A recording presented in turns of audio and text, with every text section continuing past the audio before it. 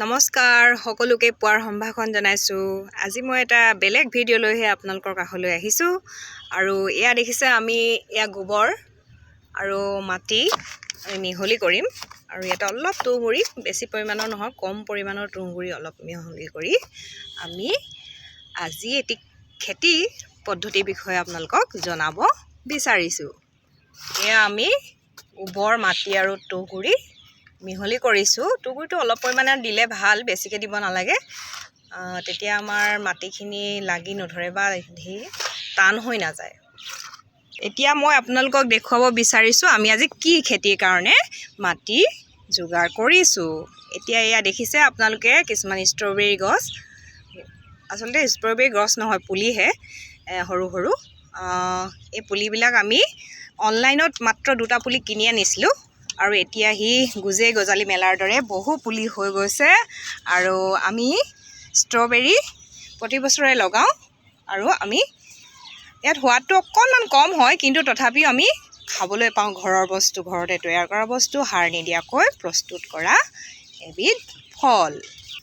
এয়া লতাৰ দৰে বগাই যায় আৰু এনেদৰে পুলিবিলাক হয়। আপোনালোকে লতাবিলাকৰ পৰা পুলি হৈ হৈ গৈ থাকে। এটা পুলি হ'লে তাত লতা ওলাই লৈ আপোনালোকে ঢেৰ পুলি পাব তাৰ পৰা। আৰু আপোনালোকৰ ষ্ট্ৰবেৰী খেতিটো এইদৰে বাঢ়ি গৈ থাকিব। এয়া দেখিছে আপোনালোকে মাছৰ কাৰ্টুনতো আমি ষ্ট্ৰবেৰীৰ খেতি কৰিছোঁ। আপোনালোকে মাছৰ কাৰ্টুনো ব্যৱহাৰ কৰিব পাৰে, নহ'লে সৰু সৰু পলিথিন ব্যৱহাৰ কৰিব পাৰে ৰুবৰ বাবে, বা অন্যান্য পদ্ধতিৰেও আপোনালোকে ষ্ট্ৰবেৰী খেতি কৰিব পাৰিব। আগৰ যিবিলাক পুলি আছিল সেই পুলিবিলাক আমি এনেদৰে চাফা কৰি দিম আৰু ইয়াতে গোবৰ লগাই দিম। তেতিয়া পুলিবোৰ স্বাস্থ্যৱান হ'ব আৰু ডাঙৰ ডাঙৰ ষ্ট্ৰবেৰী লাগিব। এয়া দেখিছে চাফা কৰি থকা হৈছে। আমি এতিয়া গোবৰ লগাম ইয়াতে। আটাইতকৈ সহজ ষ্ট্ৰবেৰী খেতি কৰিবলৈ, বৰ সহজ। আপোনালোকে এবাৰ গোবৰ লগাই দিয়াৰ পিছত মাজতে আৰু এবাৰ লগাই দিব পাৰে, আৰু চাই ল'ব, পুলিটোৰ স্বাস্থ্যটো চাই ল'ব। তেতিয়া অকল গোবৰ দিলে আপুনি কেতিয়াবা খুচৰি অকণমান দিব। সেইকাৰণে বেছিকৈ যত্ন কৰি থাকিব নালাগে। ষ্ট্ৰবেৰী নিজে নিজে হৈ থাকিবহি আৰু নিজে নিজে ফল ধৰিব। এয়া আমি গোবৰ লগাই দিছোঁ। আপোনালোকে সাৰ প্ৰয়োগ নকৰিব, কিন্তু কেৱল গোবৰেই ব্যৱহাৰ কৰিব। এয়া আপোনালোকে দেখিছে আমি পুলিবিলাক কাটিং কৰি আনিছোঁ, মানে ৰুবৰ বাবে সাজু হৈ গৈছে। এয়া আপোনাক মই পুলি এটা দেখুৱাই দিছোঁ। এইটো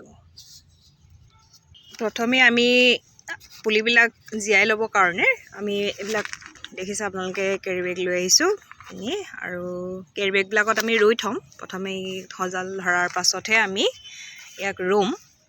যিহেতু প্ৰথমে আপুনি ডাঙৰ পাত্ৰত ৰুই দিলে মানে পুলিটো ভাল নহয়, গতিকে আমি প্ৰথমে সৰু এনেকুৱা কেৰি বেগত ৰুই ল'ম আৰু তাৰ পাছত যে পুলিটো ছাঁতে ৰাখিম। কেইদিনমান ছাঁত ৰখাৰ পাছত যেতিয়া অলপ বৃদ্ধি হ'ব পুলিটোৰ, তেতিয়া আমাৰ ৰুবৰ বাবে যোগ্য হৈ উঠিব। এয়া আমাৰ শ্ৰীমানে মাটি ভৰাই আছে কেৰি বেগবিলাকত, প্ৰায় ৰেডি হৈছে। আৰু এয়া আপোনালোকে দেখিছে আমাৰ ইতিমধ্যে 30টা আমি কেৰি বেগত মাটি ভৰালোঁ। আৰু এতিয়া আমি পুলিবিলাক ইয়াতে লগাম।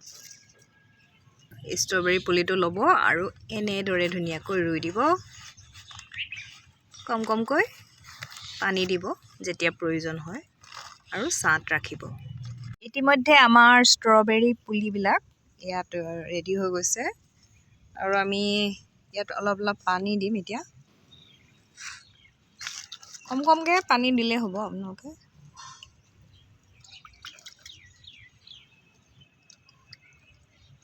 পানী দি আমি ছাঁত ৰাখি দিম অলপ দিন। যেতিয়া ঠন ধৰি উঠিব, তেতিয়া আমি ডাঙৰ পাত্ৰত ইয়াত পুনৰ লগাই দিম।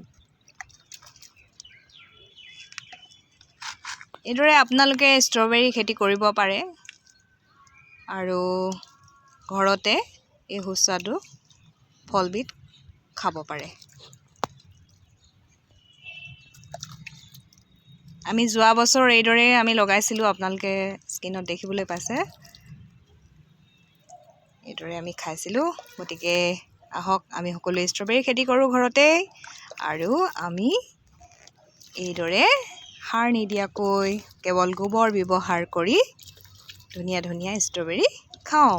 আমি পুলিখিনি সম্পূৰ্ণকৈ এইদৰে সাজু কৰি তুলিছোঁ, আৰু কেইদিনমানৰ পিছত আমি ডাঙৰ পাত্ৰত ৰুই দিম। তেতিয়া আপোনালোকে এনেদৰে পুলিবিলাক বঢ়াটো দেখিবলৈ পাব, আৰু কিছুদিনৰ পিছত ইয়াত ধুনীয়া ধুনীয়া ষ্ট্ৰবেৰী লাগিব আৰু আমি খাম। আজিলৈ আহিছোঁ, ধন্যবাদ।